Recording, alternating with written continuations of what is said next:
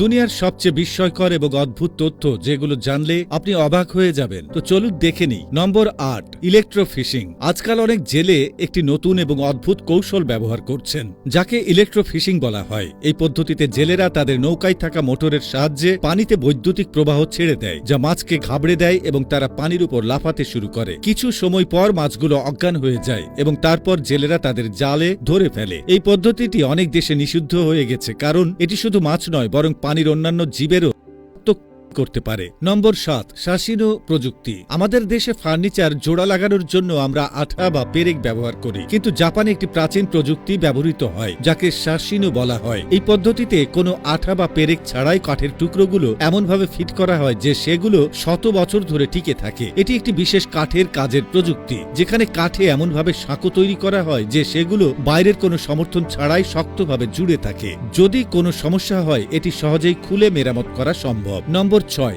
দ্রুততম ঘূর্ণায়মান ব্লেড। এটি এমন একটি ব্লেড যা পৃথিবীর সবচেয়ে দ্রুত ঘুরছে। ভিডিওতে এটি স্থির মনে হতে পারে, কিন্তু আসলে এটি এত দ্রুত ঘুরছে যে ক্যামেরা তার গতিকে ধারণ করতেই পারে না। যখন এই ব্লেডে কোনো সবজি ফেলা হয় এটি মুহূর্তে কেটে সালাদ তৈরি করে ফেলে। এটি ক্যামেরার শাটার স্পিড এবং ব্লেডের গতির মিলের কারণে স্থির মনে হয়। নম্বর ৫, পাম্বান ব্রিজ। এবার আমরা এমন একটি ব্রিজ সম্পর্কে বলবো যার নাম পাম্বান ব্রিজ। এটি এত জনক যে এর উপর দিয়ে ট্রেন চললে যাত্রীদের হৃদস্পন্দন বেড়ে যায়। এটি ১৯১৪ সালে ইংরেজরা রামেশ্বর থেকে মন্ডপম পর্যন্ত নির্মাণ করেছিল। পুরো সাগরের উপর তৈরি এই ব্রিজে কোনো বাউন্ডারি নেই। ১৯৬৪ সালে এক ঘূর্ণিঝড়ে এই ব্রিজে ঘটনা ঘটে, যেখানে ৩০০ যাত্রী সহ একটি